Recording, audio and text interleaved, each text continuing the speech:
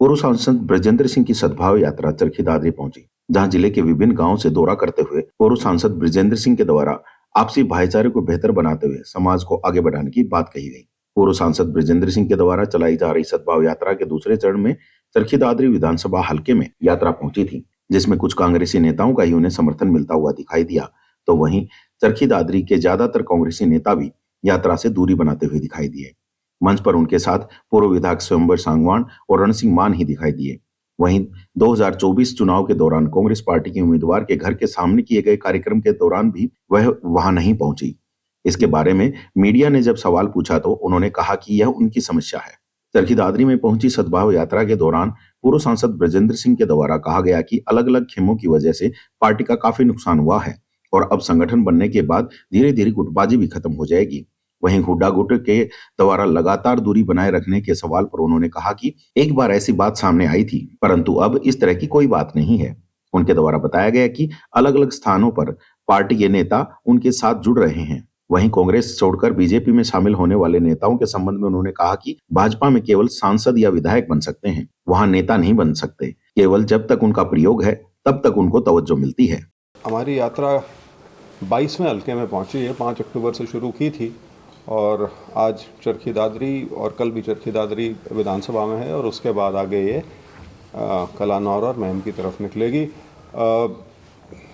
1 महीना और करीब 22-23 दिन हो गए हैं इस यात्रा को चलते हुए और मुझे इस बात की बहुत खुशी है कि जो संदेश हम लेकर इस यात्रा के माध्यम से चले थे वो लोगों तक पहुंच रहा है। भूपेंद्र सिंह हुड्डा ने दूरी बनाई हुई है, वो बार बार भी बोल रहे हैं कि ये कांग्रेस की यात्रा नहीं है, निजी यात्रा ये। देखिए जी, हुड्डा जी ने बार बार तो नहीं कहा, मेरे ख्याल से शुरू में एक बार कहा था और मैं सिर्फ इस बात का जवाब इससे देना चाहूँगा कि ये यात्रा की विधिवत घोषणा मैंने तब की थी जब मैं राहुल गांधी जी से और खड़गे जी से इसकी इजाज़त ले चुका था और हर जगह जहाँ हम जा रहे हैं कांग्रेस का कार्यकर्ता हमारे साथ आ रहा है। तो और जहाँ तक बड़े नेताओं का सवाल है वहाँ भी मेरा ये मानना है कि एक तो मैं उसमें गिनती नहीं करना चाहता क्योंकि वो थोड़ा अटपटा हो जाता है, लेकिन धीरे धीरे आप देखेंगे सारे बड़े नेता भी, चाहे वो प्रदेश के हों या केंद्र के हों, आपको अलग अलग जगह पे नज़र आना शुरू हो जाएंगे। 2024 के चुनाव में चरखी दादरी विधानसभा से प्रत्याशी रही, उसके घर के सामने प्रोग्राम, वो घर में है, उनकी समस्या, कार्यक्रम में वो उनकी समस्या है, मेरी नहीं है। आपको नहीं लगता ऐसे में गुटबाजी जो है कांग्रेस की उभर करके आ रही है आपकी यात्रा के चलते? मुझे तो ये नहीं समझ में आ रहा कि इस समय गुटबाजी का खाना कहाँ पे है। अभी तो कोई टिकट बंटनी नहीं, कोई राजनीतिक तौर पे उस तरह की कोई चीज़ सामने नहीं है।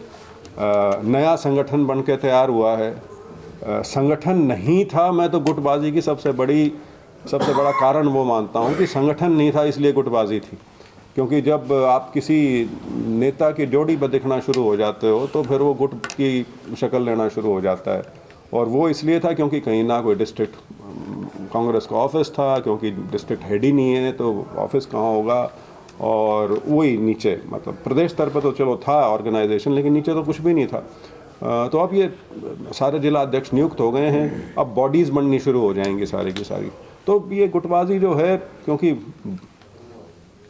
1 दशक से ज़्यादा की आदत है लोगों को पड़ी हुई, तो ये भी हो जाएगी धीरे धीरे दूर। आप बीजेपी छोड़ के कांग्रेस में आए, लेकिन यहाँ तो कांग्रेस छोड़ के बीजेपी में जाके नेता बन रहे हैं, सांसद बन रहे हैं, मंत्री बन रहे हैं। सांसद और मंत्री बन रहे होंगे, नेता नहीं बन रहे। नेता तो बीजेपी में होता ही नहीं, वो तो उसको जब तक उसका उपयोग है या प्रयोग है, वो जब तक है तब तक तवज्जो है। उसके बाद प्रयास यही रहता है कि कोई भी व्यक्ति जिसकी अपनी राजनीतिक पृष्ठभूमि हो या पकड़ हो किसी भी नाते, चाहे वो सामाजिक तौर पे हो, पारिवारिक तौर पे हो या और राजनीतिक कारणों से हो, तो उसको तो वो तो पहले नंबर पे होते हैं उनकी हिट लिस्ट पे, जिनको समय आते ही सबसे पहले बराबर किया जाता है। क्योंकि भाजपा को आप छोड़ करके आए, तो क्या आप मानते हैं कि आप वहाँ नेता नहीं बन पाए तो आप वापस में कांग्रेस में पहुंचे? तो यार नेता बनने के लिए भाजपा छोड़े 1.5 साल हो गया, कुछ और बात करो। अब मैं कांग्रेस ही हूँ। चौधरी को ऑफर दिया था, किसी और भाजपा के बड़े नेता को ऑफर दे रहे हो आप?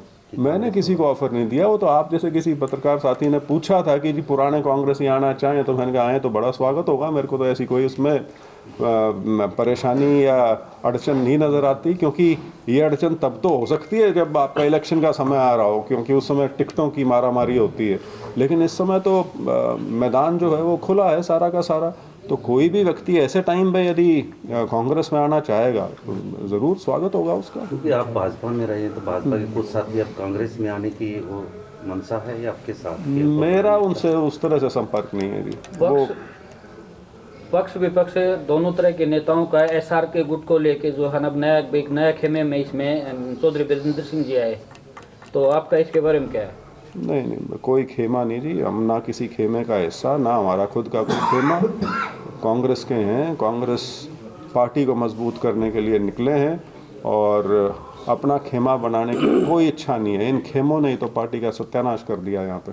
क्योंकि 1 साल हो गया भाजपा सरकार को, किस रूप में देखते हैं आप? मैं देखता ही नहीं, जैसी थी 10 साल से वैसी ही है। 11वां साल भी निकल गया, कोई विजन नहीं है। कुछ लोगों को ऑफ़र नहीं किया जा रहा, युवाओं के लिए कोई रोज़गार प्रदान नहीं किया जा रहा। और सिर्फ रोज़गार प्रदान करना छोड़िए, ऐसी परिस्थितियां भी नहीं बनाई जा रही कि युवाओं को रोज़गार पाने के काबिल बनाया जा सके। आप खुद सोचिए, वो स्किल डेवलपमेंट के नाम पे एक बहुत बड़ा शगुफा छोड़ा गया था, वो कहाँ है? पिछले 10 साल में कहीं नज़र भी आया हो तो? 5 साल हिसाब भी थे। हाँ? बीजेपी में 5 साल तो हिस्सेदारी आपकी थी, बिल्कुल। आपको उस टाइम नजर नहीं आया? नज़र नहीं, आपने शायद मेरे को सुना नहीं होगा उस टाइम, तब तवज्जो नहीं दी होगी। मैं तब भी कहता था। मेरी दिशा की मीटिंग की कभी कोई वीडियो उठा के देखिए, आपको पता लग जाएगा उसमें कैसा रवैया रहता था।